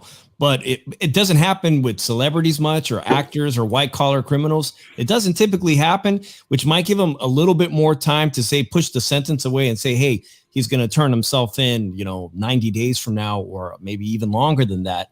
But if this fight don't happen in 2 weeks, things are going to look really bleak. And then he goes to the Super Bowl in a wheelchair. I mean, that's sympathy. What's up with this guy, Calix? I mean, please help me out here. That's the new wave. I think he was. You know what? I think he was drunk. Yeah, right. That's what I thought. He's on something. He was drunk. These dudes, like these PBC dudes, man, I'm telling you. And I like some of these fighters. That's my frustration with the PBC. And they get put on the shelf. But these dudes don't know how to hold their liquor for whatever reason. They show up to sporting events and have a good time, and then make a fool of themselves. And this is same thing here. Yeah, it's crazy, man. You've never been wheelchaired out of an event because you drank too much, Pete? That's never happened. Last time I was in a wheelchair, I think is when I got my I got some orthoscopic surgery done on my knee, and they wheeled me out to the car when I was getting a ride home. And I was fighting with them to let me walk out of there, but they emasculated me and put me on the wheelchair. I didn't emasculated. Big words. They didn't like me. I wasn't feeling that. I'm sorry, Manny. You know how I am. You know, I'm a prideful human being. I like walking out on my feet. I never want to go out any other way, baby. Hamas. All right. I think if Gervonta Davis does go to jail, didn't go to jail, I'm just thinking in fantasy land. Let's just say he didn't go to jail. The fight still wouldn't have happened. Everybody still would have been ducking everybody, and we would have been talking about something else. The guy fights nobody. He fights nobody. Like, you know what I'm saying? And it's facts, man. The guy's resume is suspect. He fights nobody. That's it. Yeah. The other thing that makes me think a possibility, and by the way, Calix, I said no, and I think it's no, but you brought a good point. And one of the questions I was doing myself when I saw the news this afternoon was like, why they gave him till May 5th? Why? Why not tomorrow? If you plead guilty, I thought that you were like going to be arrested there or whatever that case may be. And They then usually sentence you, you Manny, bail like a month, and like you a pay. month I guess later. you bail yourself out, whatever. Yeah, You know why, Manny? One of my subscribers told me that they did it May 5th because they want him to take 2 L's to Mexicans in 3 weeks. They want him to lose to a Mexican fighter on April 15th and then get sentenced on Cinco de Mayo. That's what I heard. That's what I heard. Man, the Mexicans are brutal, huh? Oh, he's gonna have a chance to build up his resume when he gets locked absolutely, up. absolutely. He's gonna have some people. He's gonna have some people coming Right. for him in that jail, man. Yeah. Nah, All man, right. he got enough money, bro, to get protected in there. He got I don't enough know, money. man. Nah. I don't know, He's man. fucking gonna probably put him in You're PC looking or at something this like through that. rose-colored Nah. glasses, Sutter. You know how it is, man. It's real in the field. You know how it is. You know No, what's I real in the understand field. that part, but a guy with that type of money, bro, they ain't gonna trust me, bro. They already got No, his. If he does go, I don't know, but if he does, they got that shit set up already, bro. Trust me. All right. Well, we got another interesting fight. Leigh Wood is going back home to the UK to take on the very dangerous Mauricio Lara. And not many people are giving him a chance. My partner, Eric Lauder, on Sunday is picking Leigh Wood. But other than that, I have not found anyone who thinks Leigh Wood can beat Mauricio Lara. A lot of people are picking Lara by stoppage. Calix, is there any value in a Leigh Wood pick here? Yes. Wow. Yes. And Why look, did I know you I'm would say saving my deep thoughts for this, like I said, in about an hour on the channel. But I got a lot of CompuBox stats. And the one that worries me the most about what I just said is Leigh Wood lands 3 jabs per round on average. And how do you keep a dude throwing 50 power punches per round off of you? So he's going to be lured into a firefight. This I know for sure, Beeb. This I know for sure. This is going to be a war because Leigh Wood, he's going to have no option. He's going to have to bang his way out. He can't outbox this guy. He can't. So, but here's the thing, Beeb. This is the wild card. My guy, Carl Froch. Leigh Wood has that same aura about him. He has that same aura about him, right? Drew Khan, he was the underdog. Knocks him out in the 10th round with a couple seconds left. Nick Conlon, he's losing on the cards. What happens? He knocks him out in the 12th round. He knows how to stay in fights. He's durable, and he's that perpetual undervalued guy. So I'm going to say he's undervalued at plus 200. He's undervalued. There's one statistic that is not measured in the tail of the tape. Guess what that is? Heart. Intestinal fortitude. And you just described that. Leigh Wood has some of that, what they call in the UK, butter. All right, Sutter. Leigh Wood, Mauricio Lara, Saturday, DAZN. Baby? Check this out. For this fight right here, I want everybody to either laugh or just be like, are you serious at the same time? Until today, I didn't even know who the fuck either of these guys were. Oh no! I just had to Google this shit just now. Don't say that. I'm dead serious. And I'm a boxing head, so I had to fake it, bro. I had to fake literally it. Google it just now. Like, who the please. fuck are these guys? Pretend you know. I'm gonna Pretend watch you know. it now that I know it's on. Pretend so. you know. Come on. Pretend Okay, you know. well, Right, next. if I had to pretend I know, I'm just gonna go with Lara. He seems like a guy who can punch. He's gonna go with the Mexican over the British There dude. you go. I'm definitely gonna go with the Mexican, 100%. So yeah, I think I'll go with the Mexican guy. But yeah, I don't even know who the fuck Leigh Wood is. When in doubt, You didn't see when the in doubt, Mike go with the Conley one? Mexican. Nah, bro. I'm gonna be When dead in honest doubt- with you. No, That was a When good in fight, doubt, man. bet the chalk. When in was this doubt, on bet the zone chalk. or what network? Micah, was this on? it's Micah I mean, Conley, he man. don't 12 know. rounds It of is what it action, is. bro. You know what I mean? He don't know. Moving on. I have no clue. All right. D style. You're gonna have some patriotic. Let me tell you something right now. I'll give it to you in English, and then I'm gonna give it in Spanish. I'm gonna translate it in English. Spanish. That's what I'm I gonna love do when you right now. talk Spanish. Okay. They ain't gonna be nada in Nottingham. Okay. Nada gonna happen in Nottingham. Nada. Not a damn thing. People talking about he's gonna. First, I was hearing people saying he's gonna stop. Bro. Stop him. He's gonna you think he's gonna not? The only thing who's gonna stop in Nottingham is traffic on the way to the hospital after this damn fight. Oh, that's tough. You can't say that. Let me You tell can't say that. He's got a family. He's got a family. Lara le va a partir su pinche madre a Wood. That's what he's going to do. He's going to fuck him up in Nottingham. That's what he's going to do. It's a fight. That's what it is. Leigh Wood style, Homer Simpson style, going to take your punishment till you tire out. They're going to knock you out. It didn't work for Homer Simpson when he stepped up with the dude. It ain't going to work for the dude either, okay? This whole I could take, look at me. I took a lot of punishment, knocked out a dude in the last round. That's not a strategy to go in there with diminish that. You with just an ass warrior like Lara. That's not what you want to go in there like that. That's not a winning strategy. Not throwing jabs. Okay, I'm going to trade with you. That's a Mexican's dream. You're going to trade with me. Let's do it. Let's go. I'm ready. So all I know is Wood's in a position he shouldn't be in, and I think Lara's going to knock him out. I don't see this fight going past 6 rounds. Okay, Lara's going to dominate. He's going to destroy him. Okay, just like his countryman. Okay, what was his name? The Leeds Warrior. Remember what happened to him? Okay. Warrington? Oh, I'm a Leeds Warrior in front of his people. Destroyed him. Annihilated him. Okay, that's what he's going to do to Leigh Wood. It's nothing personal. It's boxing. That's what it is. You know, these guys are modern-day warriors. It is what it is, but that's what he's going to do. Leigh Wood's going to go out, and he's going to go out like a warrior. He's going to go out fighting. He's going to go out swinging, but he's going to go out, okay? Because people talking about an upset, there's going to be nada about an upset in Nottingham at all. Done. I'm glad you Save said your that. money. I'm glad you said that portion in Spanish because this is a family show, man. And you just disrespected the whole Union Jack. Tumbar en la luna y no se va a levantar. ¿Sabes qué va a hacer? Mira, Lo va brother. a forzar, lo va a forzar en esa pelea y no va a querer pelear por los otros asaltos. No le doy más que 4 asaltos en esa pelea y ya no va a querer nada con ese mexicano. Guerrero. No va a querer nada con Oye, él. yo Gracias. estoy de acuerdo también con eso porque yo entiendo de que Lara es un boxeador que ataca y es bien agresivo. Leigh Wood nunca ha visto el tipo de agresividad que le puede traer Lara. Así que cuando es mi turno lo voy a break it down, pero I agree Just to totally with translate my that really friend. quick, he just said Lars Says gonna right whoop there. that ass. That's what he said. Go ahead. ¿Cómo está ustedes? Mi amo Sada King. That's all I know. Manny, is the smart money on Leigh Wood, or are we just dreaming here? In my eyes, dreaming. Because Dreaming, huh?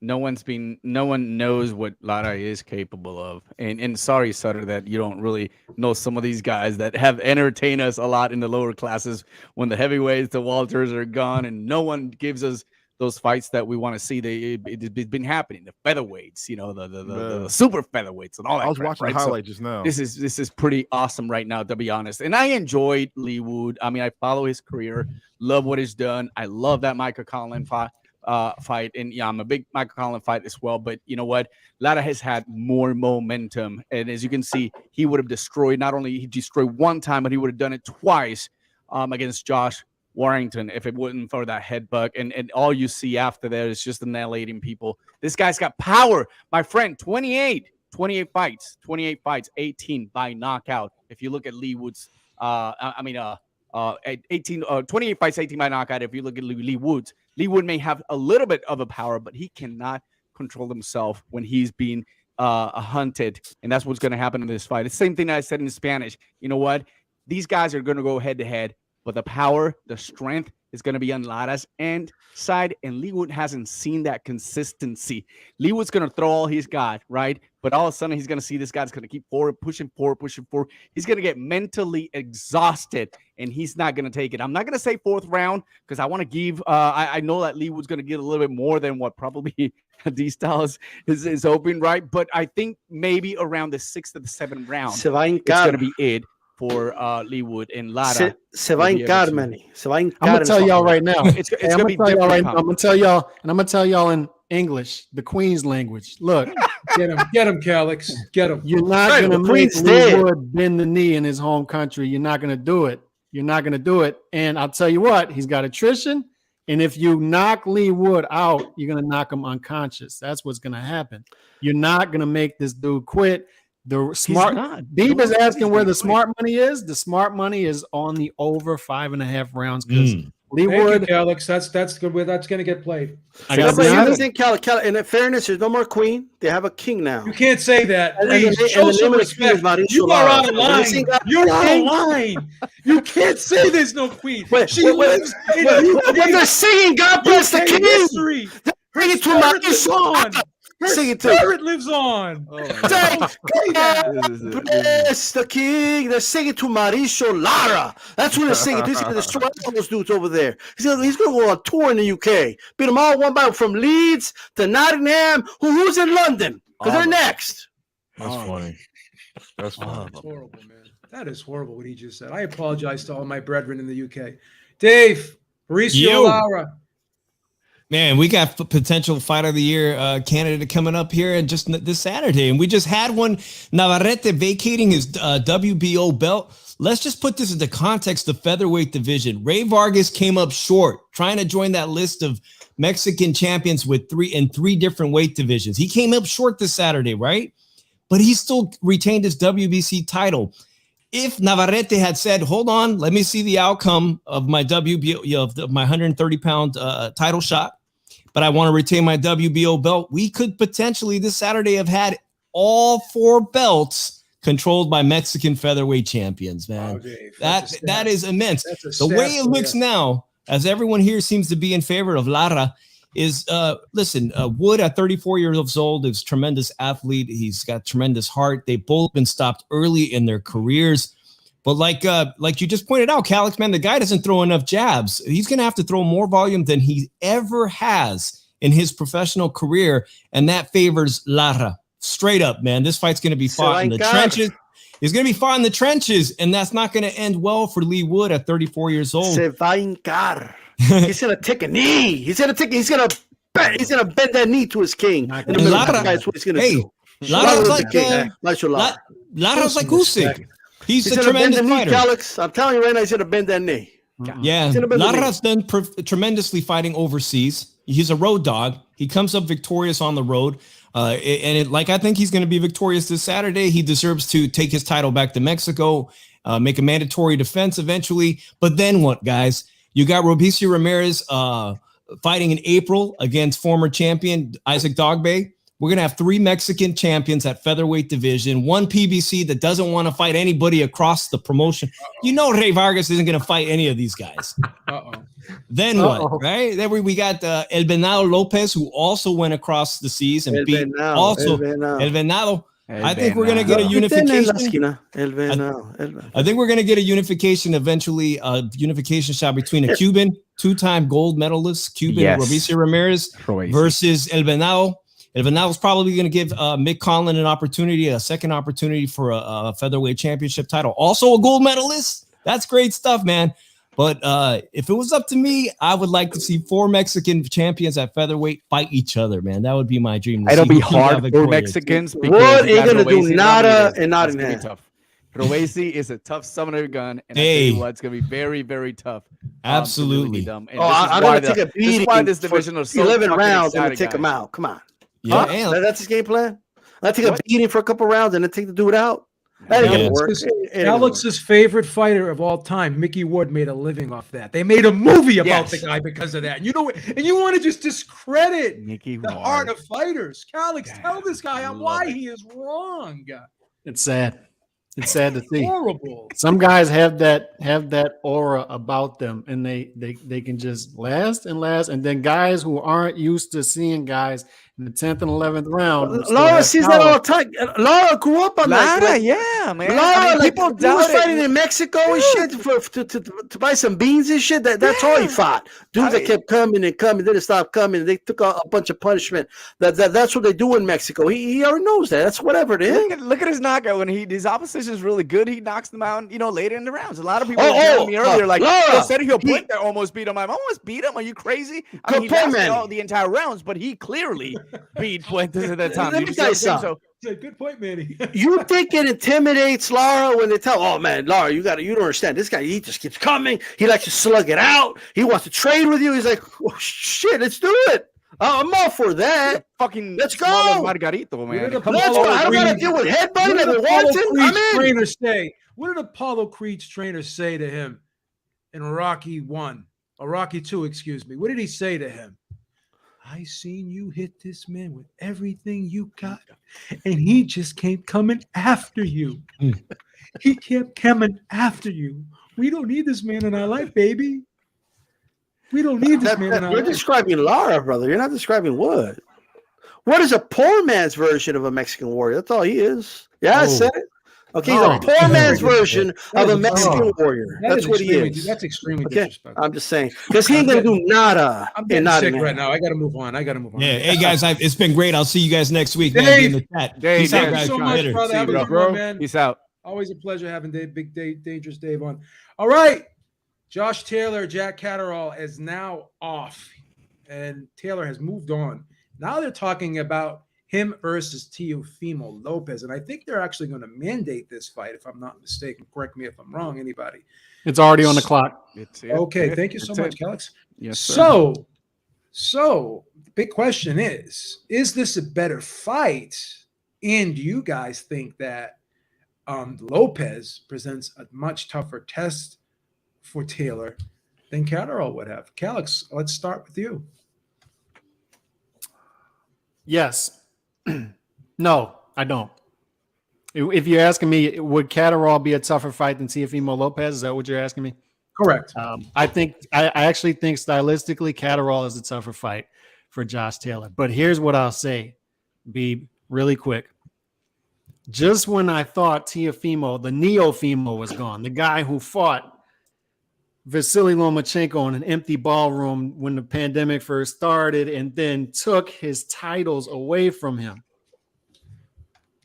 and perfected the matrix. Just when I thought that guy was gone, lost to Cambosos, the two, so much at 140. It looked like he was ducking Prograis for a minute there. He totally redeems himself. My Honduran American brother totally redeems himself. He's back. He's going to fight Josh Taylor for a belt at 140, the number one guy at 140. Good for Teofimo Lopez, win or lose. Even if he loses decisively, we got the Teofimo Lopez who takes chances, who gambles. We got that guy back. Now, I think Josh Taylor wins this fight clearly, though, and I think that Teofimo Lopez stylistically is an easier fight than Jack Catterall. Sutter, what are your thoughts on this matchup? You like this fight? I like this fight way better, to be totally honest with you. But I think, Teo's kind of past it, man. Now, if he comes in there on some old school shit where he's trying to prove people wrong, then we got a really good fight. But I think mentally, the way Josh Taylor's style is, it's going to give Teo a lot of mental problems more than physical problems, to be honest, man. I think the movement, including the trash talking that Josh Taylor does is like spectacular even before the fight. So I just think that Teo's kind of chewing off more than he can handle here. And I just got Josh Taylor beating him, man. If I had to put in a percentage, I would say this is like 80-20 Josh Taylor. Yeah, man, I'm going to be honest with you, man. I think it's 80-20, man. I think this might be Teo's retirement fight. Got you. Yeah, I really think so. And I don't mean that disrespecting. I just think that he's just not there no more, man. I think he's been through a lot of stuff outside of boxing that just like kind of took his spirit away from him. You get what I'm trying to say? Because it wasn't really boxing. It's the stuff outside of boxing that really, like his family situations and I think his mind is not there, man, to be honest. I think he puts on a front, and I think that when we saw him that day question himself, that front had just dried out. And I think with this fight, he's going to hype everybody up again just to get that check. And then after that, I think he's going to ride off into the sunset, man. Gotcha. Yeah. Well, dude, I'm out, yo. I'll check y'all on next Thursday. I'm game. It's nice seeing all y'all again. All right, man. I'm out, Thank yo. you so much, man. Everybody. All right, peace. Always a pleasure having you, brother. D, what are your thoughts on this matchup? Is this a better fight than the Catterall fight? That's a tough question.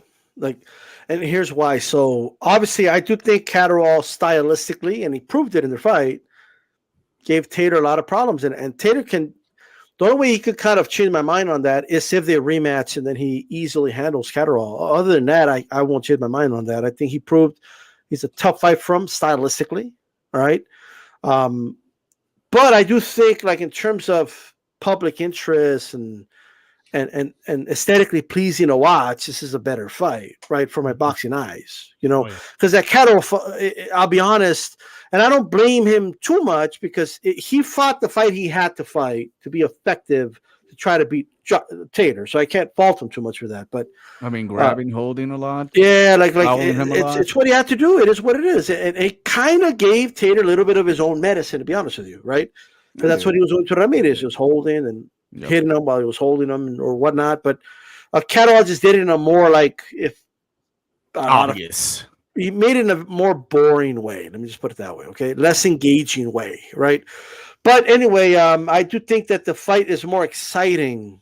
I think it's I'm going to be a little more excited about the fight. And let's just say that. Hey, credit to Teofimo if this fight actually goes through. Credit to him, he actually goes to Scotland to fight him. Okay, credit to him if this fight actually goes through. Okay, but let's see if it goes through. But I believe it will. But we'll see. I actually do think Teofimo has a better shot than most people think. Now, I'm still favoring Tater, but I think Teofimo, he has a better shot than, Wood does against Lara, to be honest with you, if you want me to be honest. I think he has a better shot than a lot of fighters do in a lot of their upcoming fights. I would say it's 60-40. 60 Tater. Wow. 40 Teofimo. I think Teofimo has a decent shot in this fight. He's going to have to get it together, though. You can't go into Scotland against Tater and be second-guessing yourself and asking your dad if you still got it and not looking like he's going to have to come in prepared for this fight. They're going to have to swallow their pride, probably get a good strength and conditioning coach again. They're going to have to get the team together again. Like the system that was working going into the Lomachenko fight is what they need to go to have a good shot in this fight, I think. But that's how I feel about it. Got you. I'm going to go a different route with you, Manny. I'm going to ask you this. Why do you think they kind of moved away from Catterall and went in this direction, in your opinion? And we'll piggyback that with, do you like this fight better than the Catterall fight? I don't, because I'm gonna agree with Calix in the stylist of a fighter. I think it's Catterall. It's a little bit more difficult. Catterall wants to invite him to his way of dirty playing, and he can definitely. And I agree with you. He did capitalize, made him look a much better fight, more in control. I actually had him slightly ahead of Josh Taylor. And listen, I've been bashing Josh Taylor ever since he won the WBSSS tournament. Then after that, I'm like, he's just in the right spot, right time. And I hate it because, he had later on, he really definitely proved myself and a lot of fans wrong. He beat Regis Prograis, which is the other champion, which is the guy that supposedly people call him. He's top 2 at least at the 140 pounds. He beat Jose Ramirez, whether he was more focused on his personal life or whatever it is, he beat him fair and square. All right. So then you have a Teofimo Lopez. And by the way, I jumped in the bandwagon, and I've been very, very disappointed on Josh Taylor for the last 2 fights. It's just not the style of fights that I personally want to be able to see. I want to be able to see clean fight. I want to be able to see combinations. I want to be able to measure the IQ level. I want to see how they handle when they're in distress, when they're being hunted. I want to be able to see them in trouble and be able to recover and give us that chance to say, man, I know my shit. I have my IQ level where it needs to be, and I can overcome anything that my opposition brings me. I did that with Teofimo. Well, guess what? My last fight against Sandro Martin, he couldn't prove me. And so that's why I'm the fence in this one. I do like the fight. I think this is a much bigger fight when it comes to the overall pay, when it comes to the overall hype, when it comes to the people are going to be watching this fight more than watching, Taylor and Catterall. At the same time, I still have to give it up for Josh Taylor. I just hope that he come different because Teofimo's not going to take any of that shit. Teofimo is a strong motherfucker. If he comes well prepared, mentally in the game, not in the spotlight, not in the hype, I think he shut his mouth a little bit more. Lately, you don't see him on social media, but when he was supposedly the king and an undisputed at the 135, now he's a little bit more humble. I don't want to see what happens afterwards when he wins, but I have to say this is the biggest shot and the biggest opportunity to Teofimo to solidify what many believe he's not at that level to be talked about, to be the greatest, to be the. Does that make sense? So I'm happy and excited for them. I just hope that Josh has remained himself when it comes to mentally in the game. He hasn't fought since the last fight against Catterall, and he went through the whole thing of relinquishing these titles and all that. So this could have been a great potential fight, and I'm glad it's not for the undisputed because I didn't really want Teofimo moving up and try to go for something real quickly and not earn it. And I think right now he did earn it, and it's going to be a great fight to be part of. Under 40. By the way, Beam, real quick, I just checked proboxingodds.com, and the opening betting line is -130 Josh Taylor, plus 100. So they agree with D-Style. It's close. Close to toss-up. So I'll tell you what, I'm all over Josh Taylor -130. Good Lord, I'm all over that. But I'm taking Josh Taylor. They agree with D-Style. I mean, they think it's a close fight. It's the fastest fighter he's ever fought. I don't think he's ever fought somebody with a quick snap like that. Quick, And by the way, to address the chat, D-Style, we all here said that we'd rather see this fight than the Catterall fight. Absolutely. We'd all rather see this fight. It's Yeah. better. Yeah. I mean, I feel bad for regardless. Catterall. Catterall's a top 3 guy. He deserved a rematch because he won. We all know he won the original. Absolutely. But stylistically, I'd rather see this. Yeah, I agree. I mean, I think this is probably a better fight. It's good. This I don't think fight's Teofimo won't make this spot and won't allow this fight to be boring. That's a good point, Manny. I agree with that. So Gennady Golovkin has vacated his IBF middleweight title, and it's been reported that the WBA has ordered him to fight the WBA regular champion Usyk Lara. And I'm just curious because Golovkin has been in the big fights. He's made the money. He's won the belts. He's done pretty much everything that a fighter really needs to do in the sport of boxing. And the resume said, he'll be going in the Hall of Fame. So at this point in his career, my question is, does he need to fight the Usyk Laras of the world? And I say that with all due respect to Usyk Lara because I think Usyk Lara is a phenomenal fighter.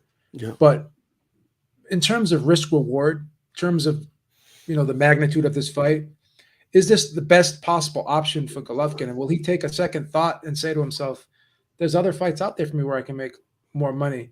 D-Style, what are your thoughts? Do you think he will fight Usyk Lara?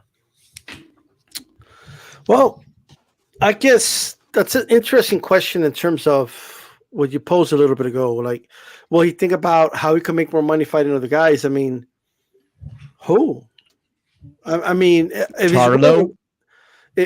he's willing to work, if he's willing to fight Charlo, for example, he needs PBC guys don't cross the street. He's going to have to go to PBC, sign a deal with PBC, at least a 1-fight deal at least, and do the fight with Charlo over there, right?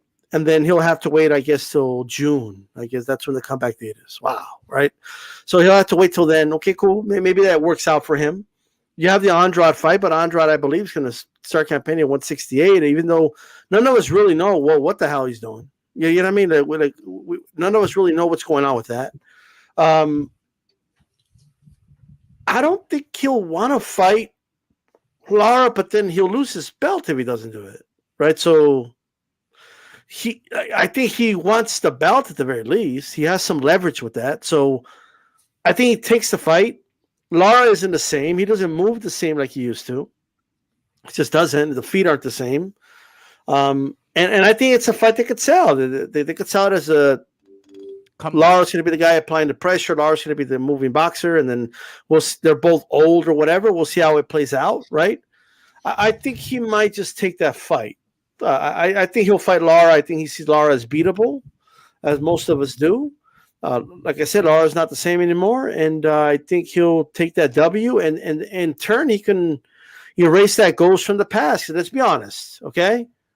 About 6-7 years ago, when Triple G said nobody wanted to fight him and everybody was ducking him, and Lara raised his hand and he said, "I'll fight you." So did Andre Ward. And for whatever reason, you could fill in the blank, he didn't want to fight those guys, okay? He was willing to move up and fight Froch, but not Ward, right? He was willing to fight guys that would move up to fight him, but not Lara, right? Now, you can fill in the blank if you want. We all know the answer, okay?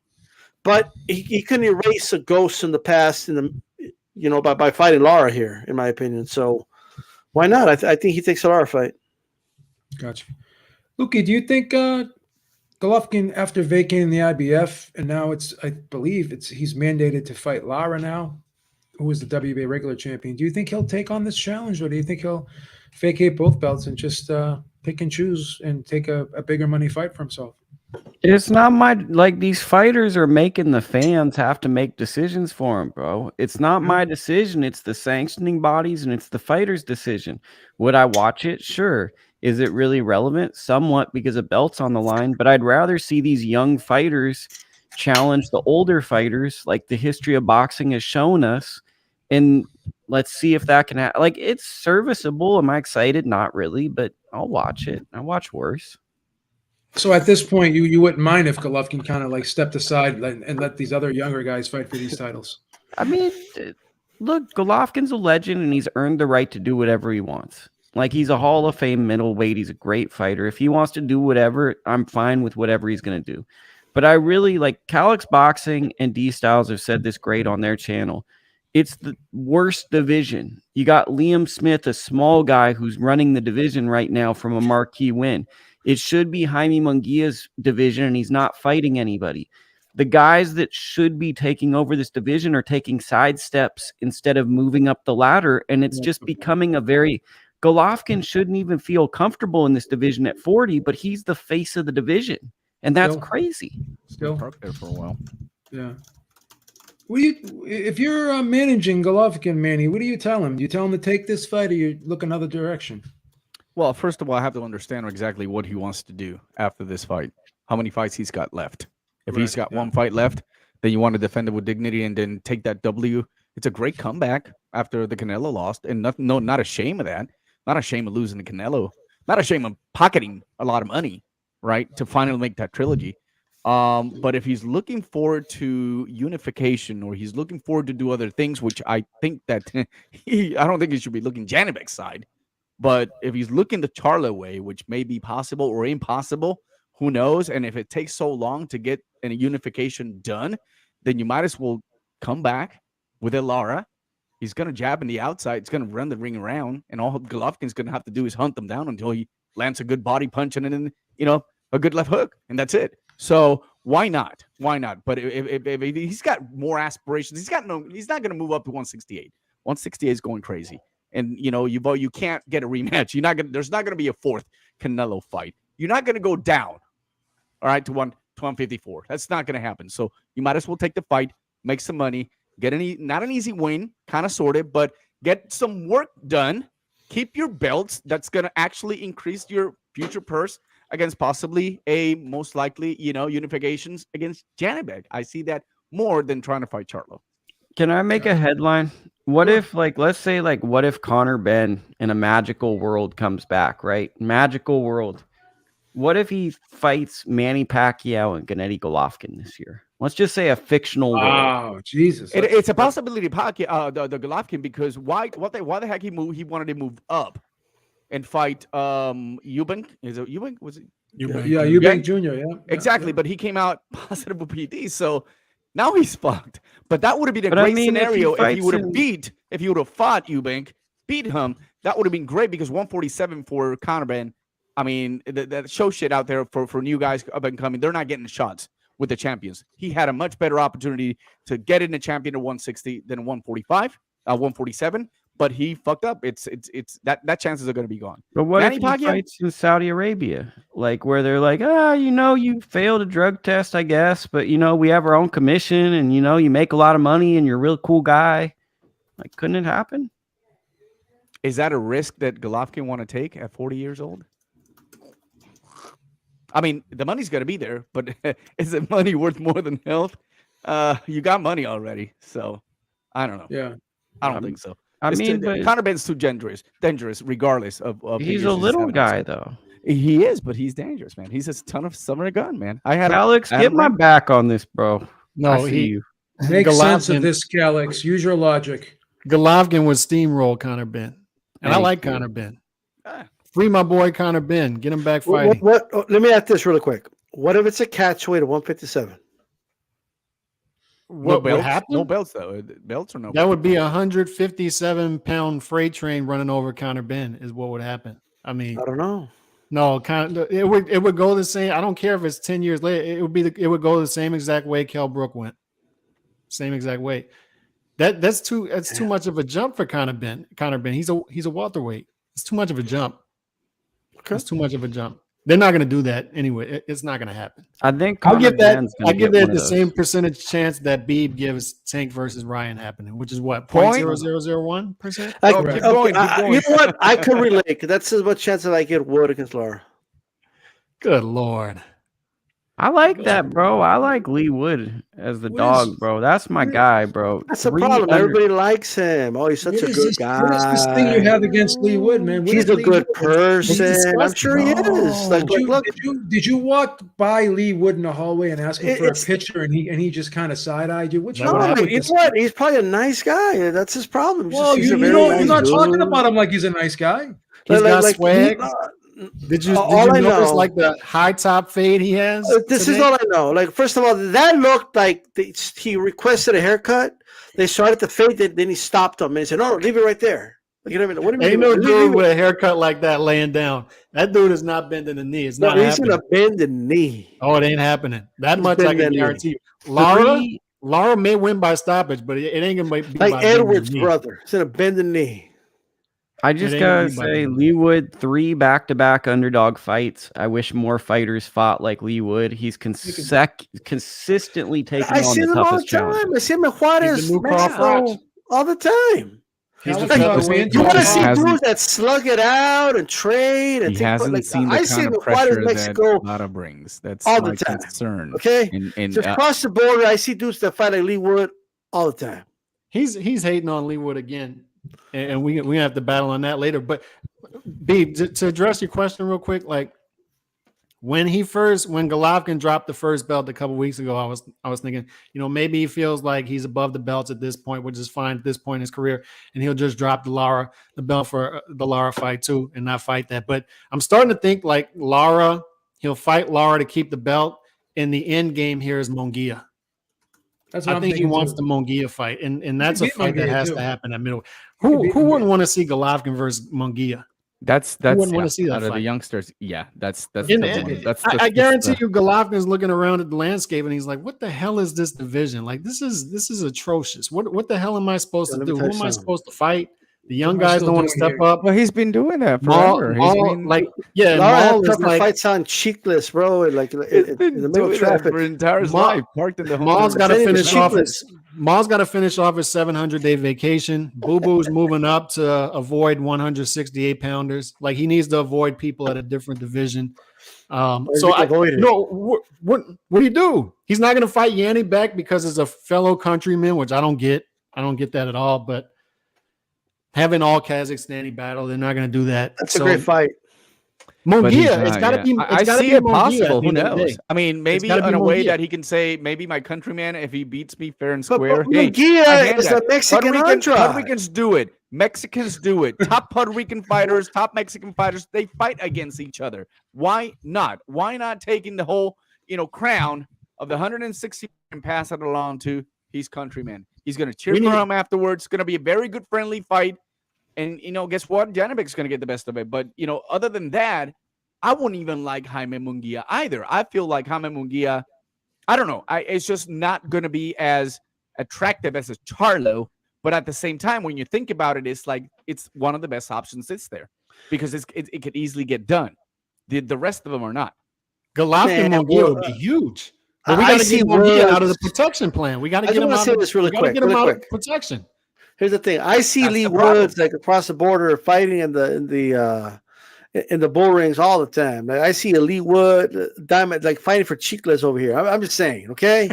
I'm just saying because you got to be tough to figure Chicles. That's your bread and butter. The best fighter that Jaime Munguia has fought in his prime. I wish we had a Leigh Wood that slugs it out with. Come on. Who has Jaime Munguia fought that it's in his prime and it has been an incredible fight? Look, Jaime Munguia is the Mexican underdog, bro. Like they're one and the same. That's it. All right. So Oshaki Foster beats Ray Vargas to win the WBC junior lightweight title. How does he match up with the other champions and the other top fighters at 130? What do you think his chances are of being the man at 130? We'll start with you, Manny. I mean, if you think about this, where's Ray Vargas? 126 pounds, right? Correct. He moves up to 130 and fights him. He gets to beat him for the title. What's the landscape looking like in there? I mean, don't get me wrong. I like Foster. I like the kid. He's got good. I mean, this is just the best fights he has had in probably quite some time. Got a great streak coming up, especially knockouts. Got pretty good, decent power. But the reality is, when you look at the 130-pound right now, can he beat a Navarrete? Can he be considered around there? What's next for him in that division? And pretty much nothing, to be honest, because he could have had a much better success at the featherweights. He can't take that fight, but can he beat Hector Garcia? He could. Right now that he's got Navarrete. Can he beat Navarrete? Right? So right now he still needs to prove himself. I think he needs to really fight someone that is actually 135, a 30-pounder, a good contender, top 2 contender, or maybe another champion. I think that the Hector Garcia fight might be that starting point for him to be starting considered. But ultimately, he has to go through Navarrete in order for people to start talking about, damn, Shaquille Foster is legit at the 130 pounds. I don't see that yet. What do you think, Dista? Look, I mean, Shaquille Foster, he's there. Look, first of all, he's only 29 years of age, and he's old. He's a veteran of the sport already, right? So he won a title like right on time, right in the middle of his prime. And I will say this: I think Vargas has always been considered like a big 122-pounder. He was even considered a big 126-pounder, very similar to Navarrete. So I still think it was a very impressive win, given the fact that he was the underdog coming into this fight. I think it was just going to be an anointment for Vargas. They wanted to anoint him, his third weight class or whatnot, right? And he did what like other fighters can't quite do, right? Like if you look at the last week Navarrete against Wilson was the guy that had been campaigning at this weight class for a long time, or not a long time, but this was his weight class. Navarrete was the guy moving up, and guess what? Like Navarrete still won that fight. So I think there's still something to be said. I think Vargas still beats Navarrete, quite frankly. I still would favor him in that fight. I still think Vargas could be a 3-division champion in the future. It just wasn't his night last week or last weekend. But when it comes to Foster, I think Foster beats Navarrete. A lot of people like hearing that, but I think he can pull that off. I think the unorthodox style Navarrete has been exposed a little bit, and I think Foster can take advantage of that. Now, I would have counted Navarrete out because Navarrete has a hell of a chin, and maybe he tires him out in the second half. But I think Foster showed good stamina in this fight. I think the Valdez fight is a tough fight. Like, I think Valdez is still in the mix. We can't count him out. Okay. La Gran Belchel is still in the mix too. Can't count him for out. sure. But we got Joe Cordina. He's still in the mix as well. So we can't count him out. I think Foster beats Cordina though. Yeah. I don't think Foster gets caught with that big shot. Okay, and gets knocked out like that. But those are the main guys I'm looking at here, and the only one that I would favor against him right now is Oscar Valdez. I do think Oscar Valdez beats him. I think it's a competitive fight. I think it's controversial probably in the scorecards, but I do think he beats him here. Of course, we got Garcia, Jose Luis Garcia, and we also have Colbert. Okay, Rayo and Colbert, they're going to fight. They're going to settle things right there, so we're going to see where they kind of stand. But right now, Foster, I consider him like top 3 in the division for sure. And I think he has a excellent chance of unifying and being in the mix for a possible undisputed in the future. 130 just got interesting, didn't it? Yep. Yeah. Once Shakur moved up, the division became wide open, in my opinion. And my opinion on that is the next text most likely, and you just have to look at the rankings and see how things are escalating. But the next in line for the WBC, that's going to be Eduardo Fernandez. And that will be another fight. And I think that will be the entrance into having other possibilities, unless, you move side to the IBF and then you fight Shavkat Rakhimov. But I think right now, I don't think right now he should go for another champion. I think he really needs to, I just know 29 years old, D-Style, 29, late start in the career. And I'm surprised you haven't mentioned him, Manny, but Henry Lebron is obviously still in the mix. Henry Lebron. He's right there. He's knocking on the door. Knocking on the door. So that's good possibility, especially for those who are up and coming, and they have a pretty good chance. It's a loaded division. Yeah, it's loaded. And then you have some of the ones that are coming up from 125, 126 eventually. You know what I mean? They're just about testing the waters. And I tell you what, Brandon Figueroa will not last a lot in 126. I don't know how you guys feel about Ogawa getting back in the mix. I mean, Ogawa. Does Cordina beat him in a rematch? I don't know, right? He caught him with a nice shot, but Cordina's in the mix. Obviously, I think Cordina will leverage himself to try to get whoever he fights in England, right? But, I mean, this is a loaded division. It really is. Loaded division. Yeah. Loaded division. And look, even though I would favor Foster against Navarrete, I can't say definitively. I gotta see it, right? Because Navarrete is like, who knows? Like, he might catch him off guard, and maybe Foster won't be able to deal with him. How about Lamont Roach? I mean, that will be a fight, a pretty good fight for Foster too as well. Yeah. All right, guys, that'll do it. Make sure you go over to D-Styles channel and check out HCP number 10. Calix channel. Oh, is that Calix? I'm sorry. Calix channel. I put the link in the chat. So you guys can click on it so you could join us over there. Beautiful. Make sure you head over to Calix's channel and check out HCP number 10 with him and D-Style. Until next time, everyone have a great one. Vivo, Serrano, Taylor, Dos. We're there. We're there. All right. There you go. Hasta la vista. Adios.